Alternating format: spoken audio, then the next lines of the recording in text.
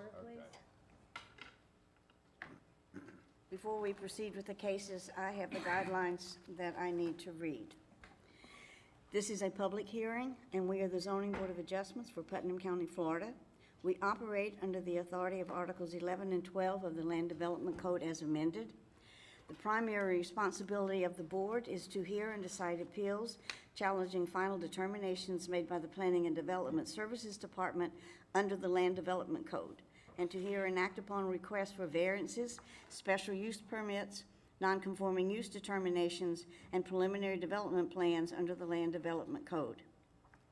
A variance is a relaxation of the requirements of the zoning code in a particular case where, because of unusual circumstances, a literal enforcement of our zoning code would result in undue or unnecessary hardship. The zoning code permits us to authorize variances only for height, size of structure, size of yards, and open spaces. If we grant a variance, we may impose reasonable conditions on the use of the property which must be satisfied if the variance is to remain valid.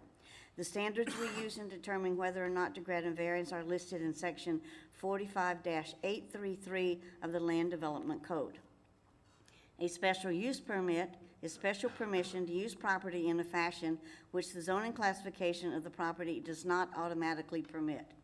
If we grant a special use permit, we may impose reasonable conditions on the use of the property which must be satisfied if the special use permit is to remain valid. Unlike a change in the zoning classification, as a general rule, a special use permit applies only to the specific use requested in the application for a special use permit. The standards we use in deciding whether or not to grant a special use permit are listed in Section 45-1083 of the Land Development Code. Procedurally, we will call each case by name and number. A member of the staff will then briefly explain to us the nature of each request. We will then take any comments from the applicant or their representative, followed by any public comments concerning the request. Please direct all comments or statements to the board and not to other people in the audience. Before speaking, we will ask each person to be recognized, come forward to the lectern, and identify his or herself by name and address. After all persons wishing to speak have been heard, we will entertain a motion from the board. This motion will be voted on by the board members and become our final order.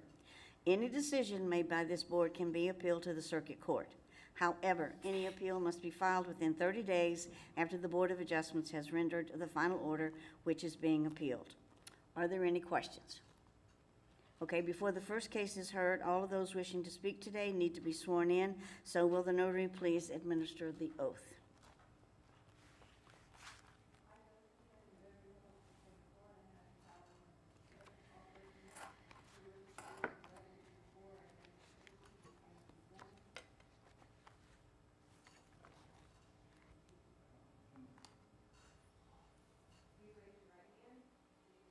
He's not gonna speak.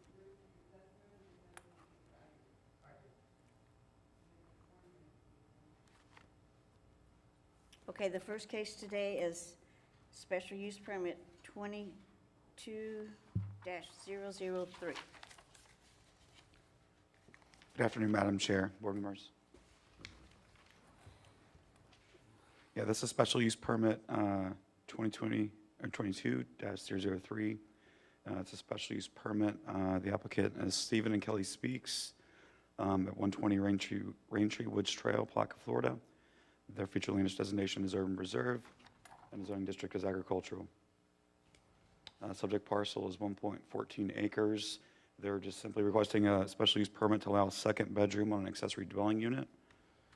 Section 45-110 sub 6 of the LDC allows for accessory dwelling units within residential zoning districts on parcels of 1 acre or more, if not on central water or sewer. As mentioned earlier, they're at 1.14 acres. There's also a provision within this section that requires a special use permit for a second bedroom. Proposed accessory dwelling unit meets all the other standards within this section, and providing supplementary standards for accessory dwelling units. Here's an aerial of the location.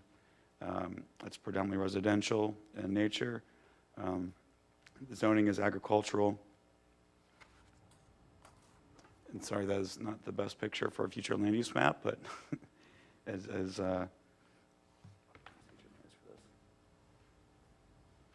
believe that's urban reserve. Yeah, sorry, this is the urban reserve land use.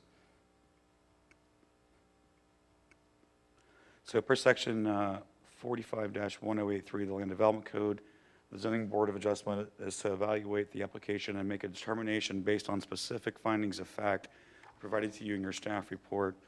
Section 45-1106 also provides for additional supplemental criteria for accessory dwelling units, which include that the accessory dwelling unit is located on the same lot as the principal structure or single-family dwelling, as a minimum 1 acre lot size if they're not located with central water and sewer. There's no more than one accessory dwelling unit permitted on a parcel. Primary residence must be conventional or modular home, can't be modular home. And can be no smaller than 400 square feet, no bigger than 1,000 square feet. And they are limited to one bedroom unless a second bedroom is approved through a special use permit. Upon approval of the special use permit, the applicant will be required to meet all requirements set forth in the Land Development Code. Any conditions that may be added by the board. Staff has added 2 conditions provided you in staff report, and staff's recommends approval of this, and the applicant and myself are here to answer any questions.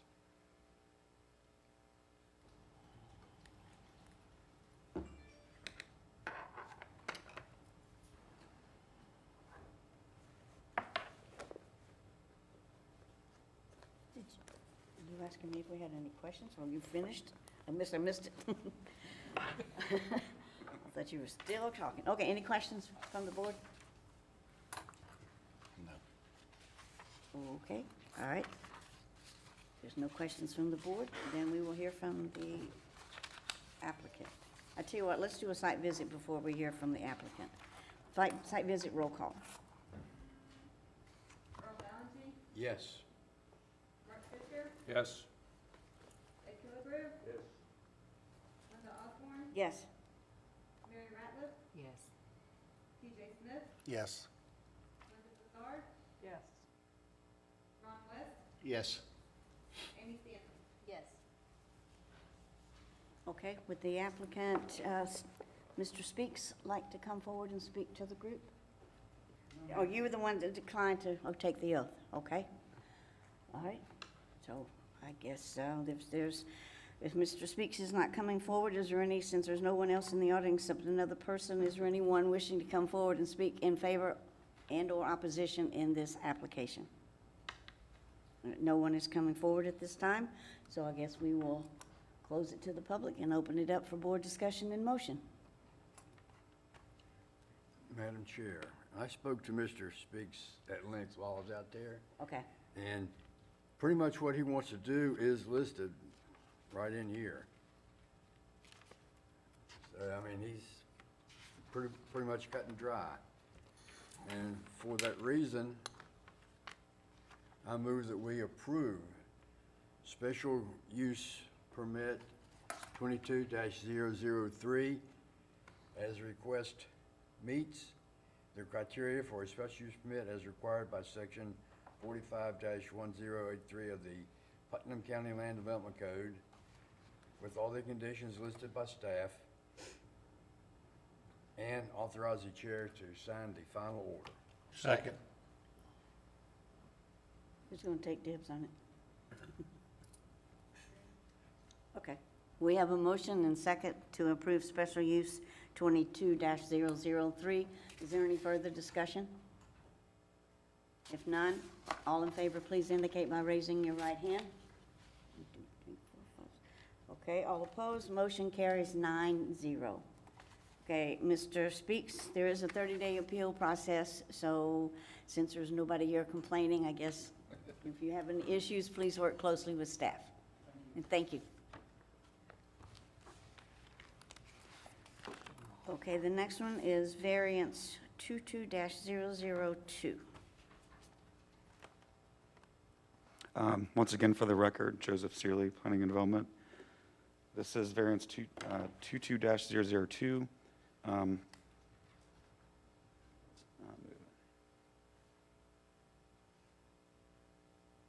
Give me a second here.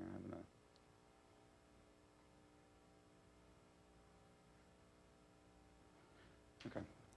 This is an application by Lawrence R. Knoll. The location is at 883 West River Road. Has a future land use designation of rural residential and a zoning district of R2.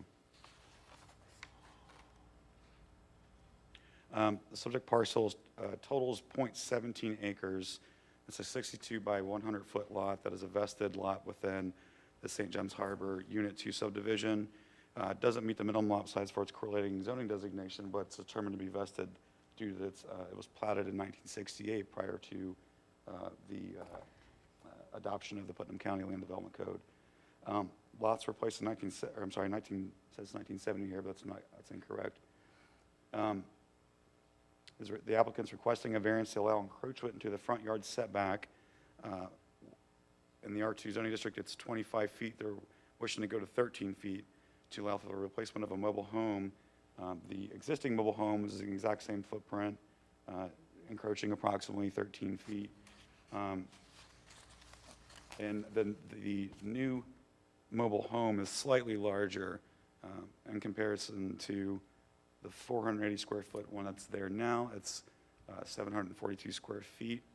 The location of the septic tanks and drain fields in the rear of the property limit the location of the mobile home and pushes the new mobile home to the front of the property into the required front yard setback.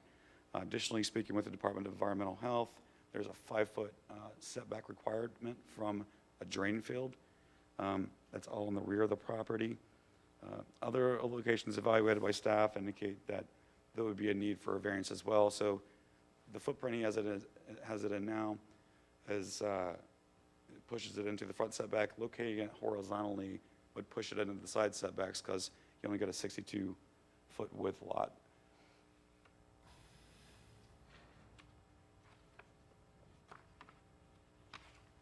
Here's an aerial of the parcel. As you can see, these are very small lots located within this subdivision, but it's predominantly residential. There's commercial across the street.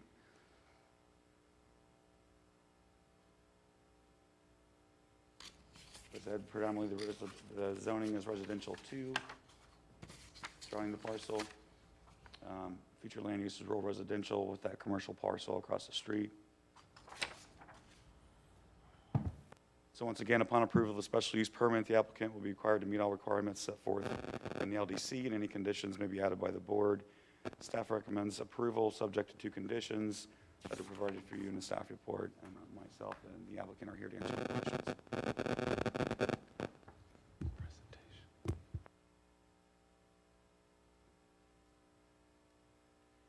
Okay, I have a question. Is the current mobile home that's there, is it going to be removed? Yes, ma'am. Okay, they can put the new one on before they have to remove the old one, or vice versa? I believe they'd have to remove it, demo it first, and then replace it with the new Okay. home. And given the limited space there, it'd probably be very difficult to keep it on site. I believe there is an allowance for a very temporary usage of the old mobile home while the new one's being installed, place. so that the person has a place to live during the transition. But certainly, they're not going to be able to keep the old mobile home under any circumstances. Okay, okay, just double checking. Okay, any questions from the board for staff? Okay, Linda. The old mobile home is gone, isn't that correct? It's already gone. Okay, just, okay, before, okay. The proposed shed they were talking about has been installed already.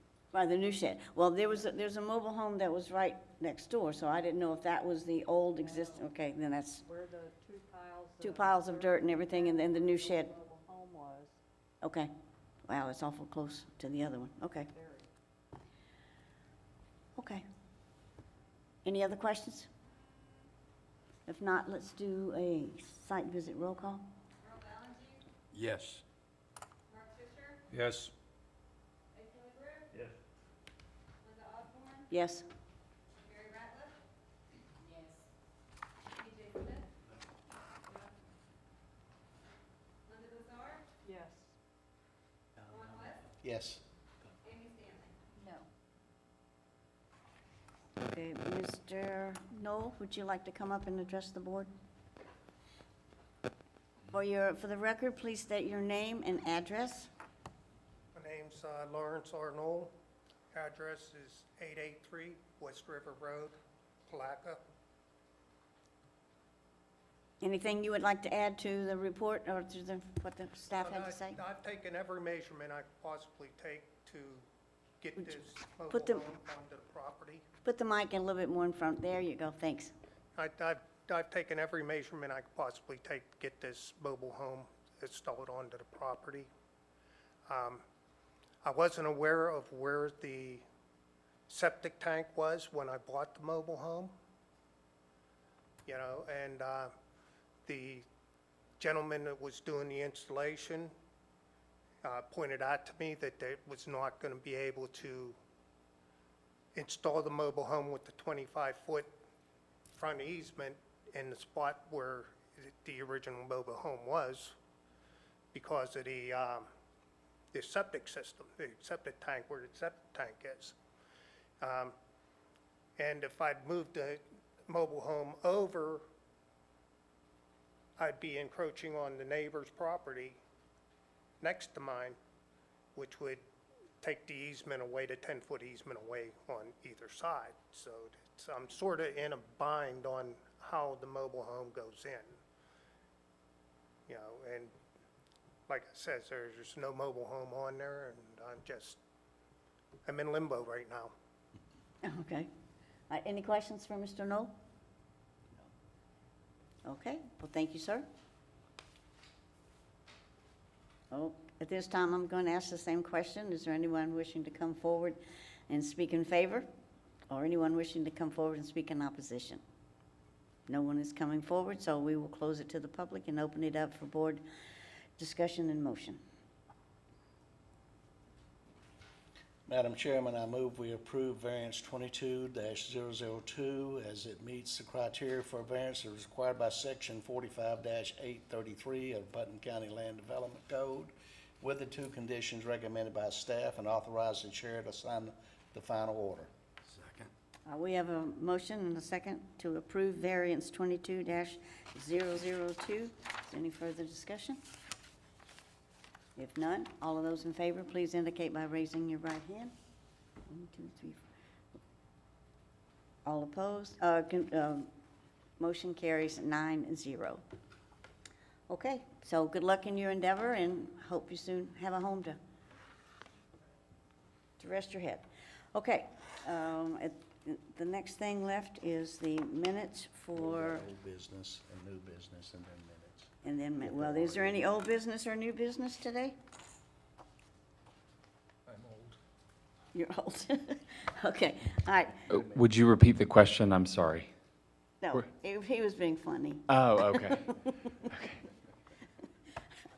I said any old business or new business in the comment, so. Oh. Anyway, so that was, I guess, no old business or new business. All right, so we have the minutes for February the 16th, 2022. Has everybody had a chance to read them? Okay, we have a motion and a second to approve the minutes of February 6th. I'm sorry, my mic wasn't on. Oh, your mic wasn't on. Well, I heard you. February 16th, 2022. All in favor, say aye. Aye. All opposed? Motion carries 9-0. Okay, I guess if there's no old business or new business, we Madam will- Chair, Yes, sir. may I make an announcement? Oh. Yes. Thank you. Sorry to interrupt. Just wanted to announce that the RFP process for the Land Development Code rewrite is ongoing. There was a pre-proposal meeting held a few weeks ago, and there were a few applicants who showed up who will, in theory, be submitting bids for the RFP. So just wanted to update the board on that process. Once that is awarded by the Board of County Commissioners to the particular firm that is elected by the BOCC, we'll be having many stakeholders meetings in each of the districts. So obviously, we can't have all of the ZBOA show up at one meeting, even two can't show up without advertising it, but I would encourage active participation among the members of the Zoning Board of Adjustments as well Okay. in this process. And I have another announcement that I should have made. We have a new board member, Amy Stanley, and Amy is from Melrose also. So welcome aboard. Okay? Anything else then? Motion to adjourn. So moved. Okay, we stand adjourned. Wow.